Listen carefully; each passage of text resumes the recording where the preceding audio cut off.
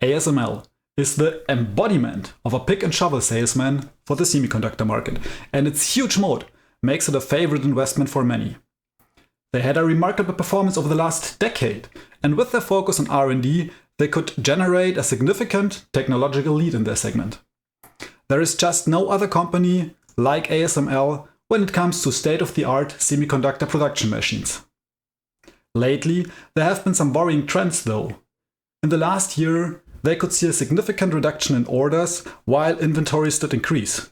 But especially with the newest development on high NA EUV machines, there are mounting concerns which could affect the performance over the next decade.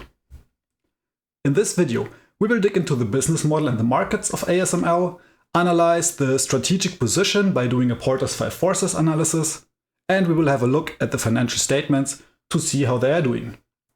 We will also check the valuation and do a discounted cash flow calculation. In the end, we will see if ASML is a good long-term investment for us or not. ASML has the ticker symbol of ASML on the Euronext stock exchange in Amsterdam, but also on the Nasdaq. They are working in the semiconductor materials market and were founded in 1984. They have around 40,000 employees and their headquarters sits in Veldhoven, Netherlands. The market cap sits at $282 billion currently. ASML is a manufacturer of production machines for the semiconductor market. Specifically, they are focusing on lithography and the metrology and inspection machines. Currently, they are the only provider for EUV, which stands for extreme ultraviolet, lithography machines, and these machines are necessary to produce the most advanced chips with the smallest node size, which is currently 3 nanometers. We can see how important this technology really is by looking at the cooperation between Apple and TSMC. In this case, Apple has reserved the whole capacity of TSMC's 3 nanometer process for 2024 for themselves. This 3 nanometer process can deliver chips that have a 70% higher density of transistors compared to the 5 nanometer process. That means the speed of a chip can be increased by around 15% with the same power consumption, or the power consumption can be reduced by 30% at the same speed. If you'd like to dive deeper into the technical details, I'll put a link to a video of CNBC in the description below, where they explain exactly how these EUV machines work and why they think that with their technology, ASML is at least 10 years ahead of their competitors. When we look at the segments ASML is operating in, by looking at the sales breakdown from the last quarterly report, we can see Q3 2023 here and Q2 of 2023 down here. First of all, the EUV machines, the most advanced ones, make up of around 30% of the total sales, and the lithography machines make up the vast majority of the sales. Metrology and inspection makes up only 2% of the total sales of ASML, so they are really focused on these high-end lithography machines. When we look on the right-hand side, the sales of these machines in unit, what we can see is that the EUV machines, the number of units sold is not that many. It's only a handful here. So you can imagine that the price of each of these units is quite high. We can also see that the shipments to China made up almost half of their sales in the last quarter, and the quarter before that it was only a quarter of their sales. So there's a huge difference. The next regions that follow closely behind China are Taiwan and South Korea. If we actually look at the numbers that they had last year in 2022, I took these numbers from their annual report of 2022, we can see that the EUV machines almost made up even half of their sales. So there's a much bigger focus on EUV machines in this case. And if we look at the distribution by country, we can also see that South Korea and Taiwan made up the vast majority of their sales, compared to China, which only made up around 14% last year. One of the explanations for this is that because of these export restrictions to China that are in place since September of 2023, some companies in China still tried to buy as many of these lithography machines as possible before these export restrictions were in place. The EUV machines were not allowed to be sold to China at all. That is probably also one of the reasons why we saw much bigger sales of the EUV machines last year compared to this year. When looking at the market share in this lithography equipment market, where ASML makes the vast majority of their sales, we can also see that ASML has a huge market share of over 80%, only followed by smaller market shares from Canon and Nikon, and a very, very small market share of SME, a Chinese equipment maker. So here you can really see the MOAT of ASML in action and the technological head start that ASML has with their products. What is also interesting is that over the last 30 years, most of the units that ASML has installed at their customers are still working. We have already seen that ASML has a de facto monopoly on EUV machines. Right now, the vast majority sold are low NA EUV machines with a numerical aperture of 0.33. They already developed the follow-up generation with a bigger numerical aperture of 0.55. That means that these newer machines can be used to produce even smaller node sizes of down to 1 nanometer structures. This is unfortunately also where the problem starts. When we look at this analysis from Semi-Analysis, Dylan Patel is a semiconductor insider with huge knowledge in this field. I'll put a link down to this article in the description, so if you want, please feel free to read the whole article. But here he points out that even though the complexity can be reduced by the use of these high NA EUV machines, the costs are quite high when we compare it to low NA machines, and the low NA machines are even capable of doing finer pitch features, so smaller node sizes, compared to the high NA machines when we apply some tricks. Also, he thinks in this analysis that ASML will have a hard time to reach the target for 2025 in the sales of EUV and also DUV, which are the older lithography machines. We will also see a couple of numbers that support this hypothesis when we look at the balance sheet of ASML later. Before we look at the financials though, let's have a look how the overall semiconductor market will do over the next years. In this market research, we can see that they expect the growth in the semiconductor market will be around 12.3% CAGR until 2032. And I could also confirm very similar numbers when looking at different market researches. ASML themselves, they think that the overall semiconductor market will grow with a CAGR of around 9%, so a little bit lower compared to the other market researchers, until 2030. And they even split it up by different fields here. We can see that the automotive sector, according to their analysis, will grow the quickest, followed closely by the servers and data center field. We can therefore definitely say that ASML is working in a sector that has secure trends and will grow over the next years or probably even decades. When we look at the strategic position of ASML by doing the Porter's 5 forces analysis, first of all, I would estimate the threat of new entrants in this area to be as low. As we saw, ASML currently is the only manufacturer of these EUV lithography machines, and they are highly research intensive. These machines are not easy to develop, and ASML has many IPs that secure their business also on the long run. The threat of substitutes is also quite low. As we already saw, ASML has a monopoly for the EUV machines, but even for the older lithography machines, DUV, we only have two major competitors in the market, which are Canon and Nikon, and they are fighting for not even 20% of the market share. Also, the switching costs of these machines are quite high because of the high capex necessary to implement the machines. And we also mentioned already that most of the machines are customized to fit specifically to the production lines of their customers. So they really cannot be replaced easily. Of course, there's always the risk that a competitor comes up with a newer technology or a better technology that can replace these EUV machines in the long run.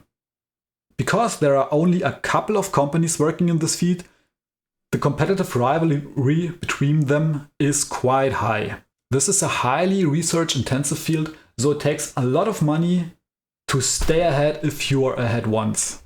Of course, ASML is investing heavily in this research. They know their field quite well, so they are doing everything to stay ahead. I would estimate the bargaining power of the customers as medium.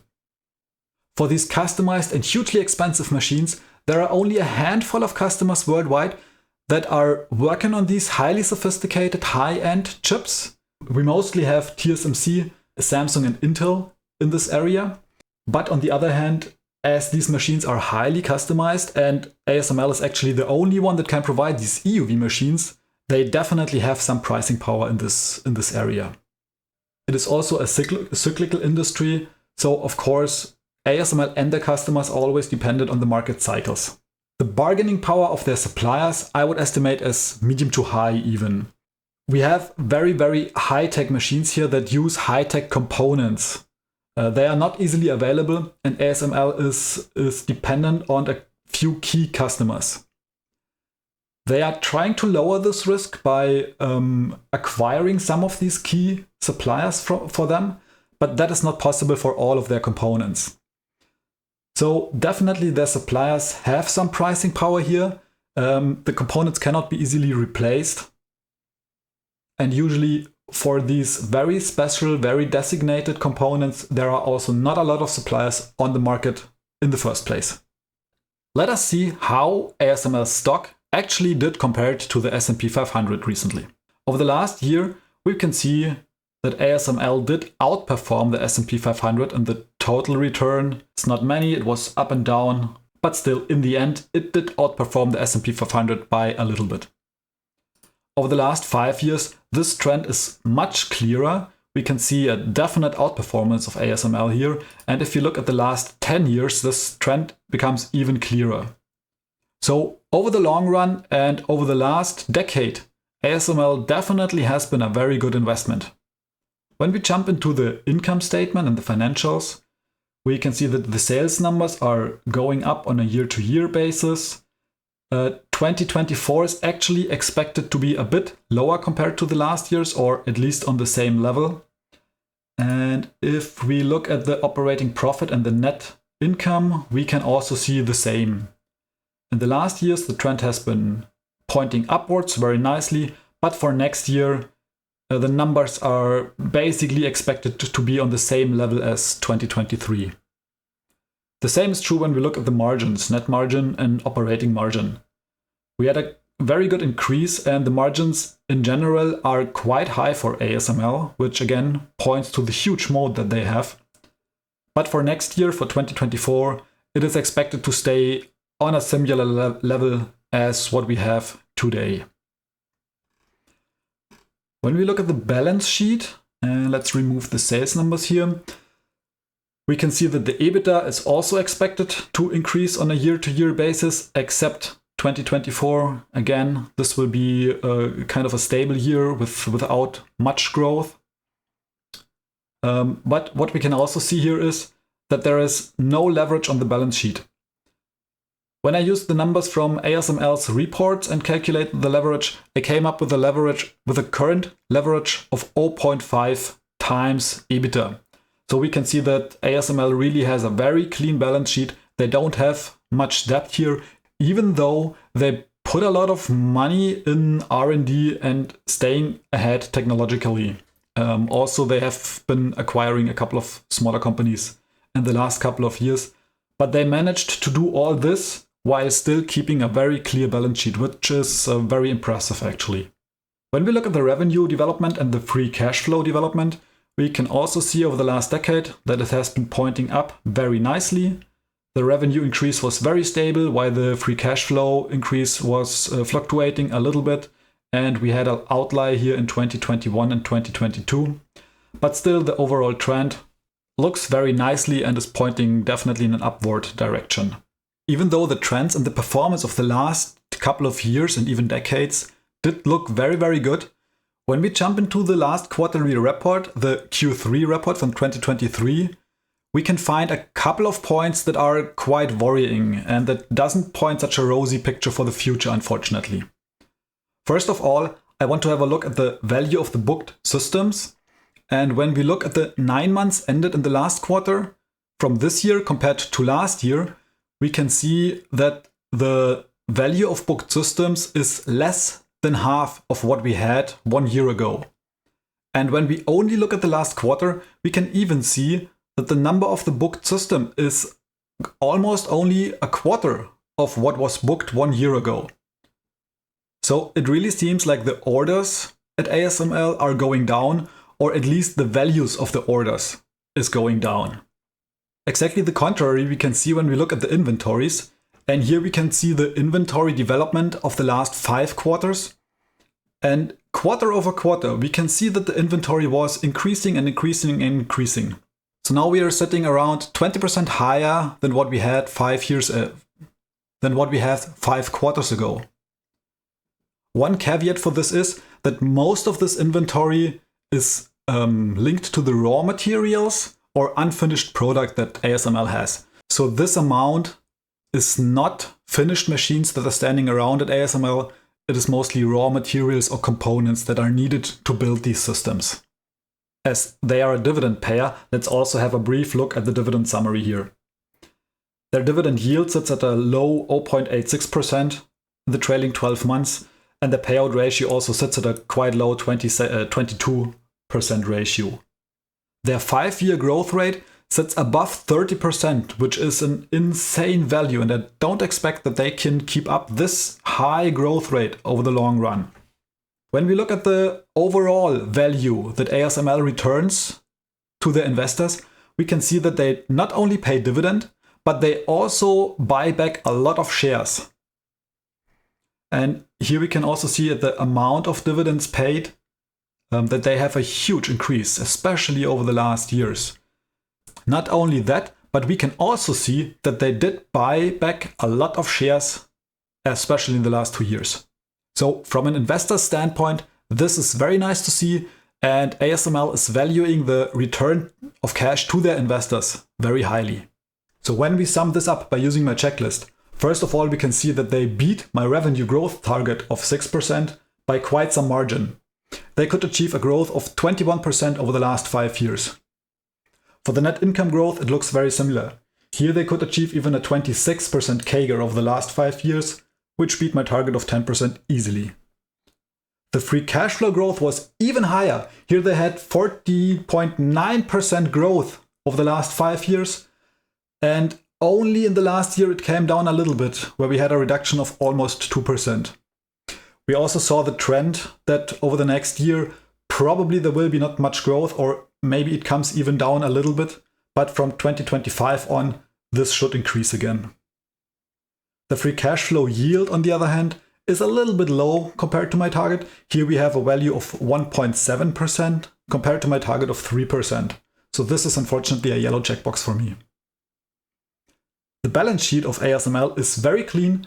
The debt to EBITDA leverage is only 0.5%, which really doesn't give them much of a leverage here. They are a dividend payer, as we saw, with a low dividend yield of 0.88, 0.86%, but a huge dividend growth over the last 5 years of above 30%. Also, the margins and the return of invested capital is quite stable over the last years, or even increasing in the long run. So this is also definitely a green checkbox for me.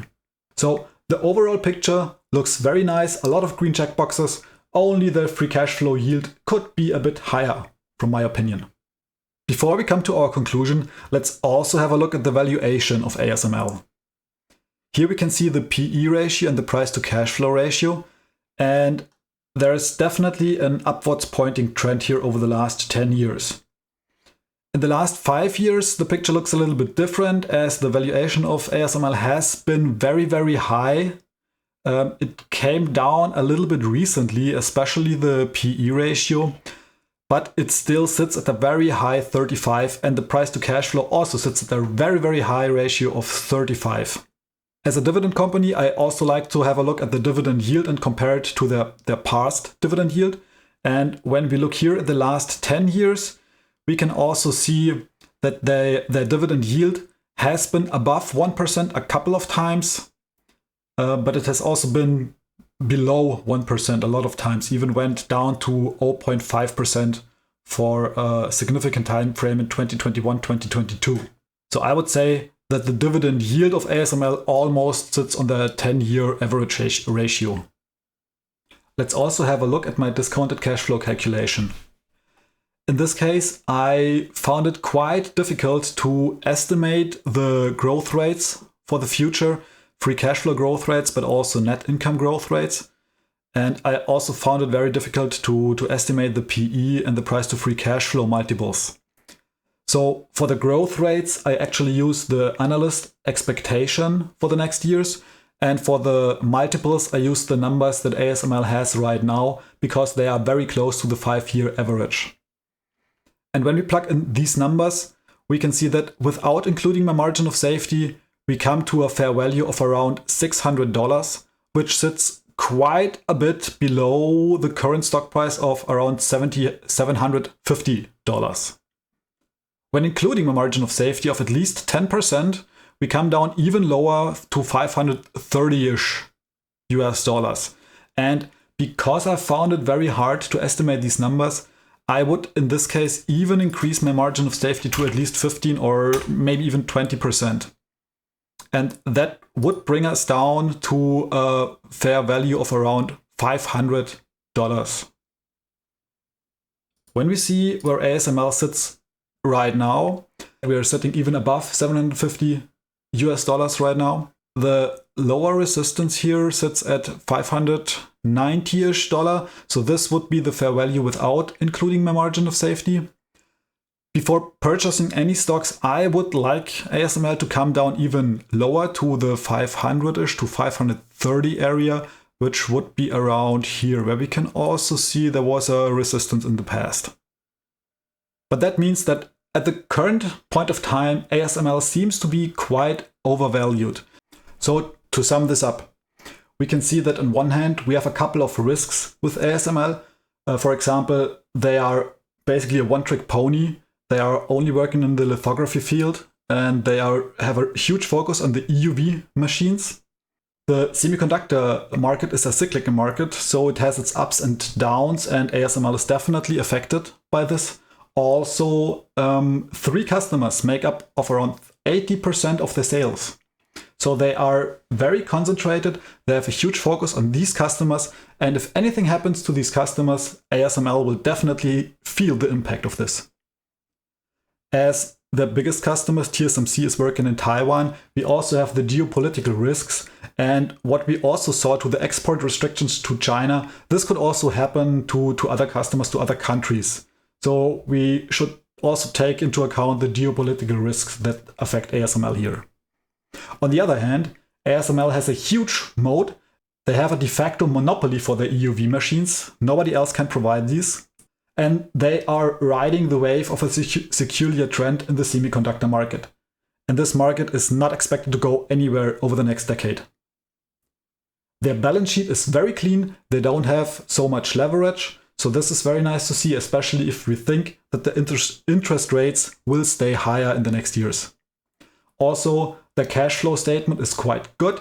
They have huge cash flows and they had huge growth in the last years, with a big focus on paying dividends, on buying back shares, and in returning this cash to their investors. So ASML has a lot going for it, with a great growth story and a future potential, but it also brings significant risks. In 2023, they had a strong year even though the industry was in a down cycle. But for the next year, even their CFO, Roger Dasson, thinks that their revenue will be similar to 2023 and only continue growing in 2025 again. I think that the big focus on one product family and the concentration on a handful of customers brings significant risks. It is unclear right now if the new family of the high NA EUV machines will be as successful and effective as they currently forecast. And what we saw from semi-analysis, they think that this has to be taken with a grain of salt, at least. Even though the valuation right now is on the lower end of their 5-year range, after the recent run-up of their stock price of 30% in the last 2 months, the stock price is right now at the level of the analyst expectations. I still think that ASML can deliver over the long run, but they definitely have some short-term headwinds, and their high valuation and the mentioned risks give it a lot more downside risk than upside potential.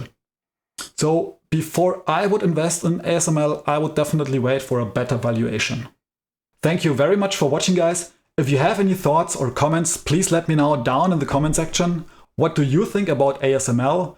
Or do you have any other thoughts or suggestions that I maybe missed in my analysis? Other than that, see you next week.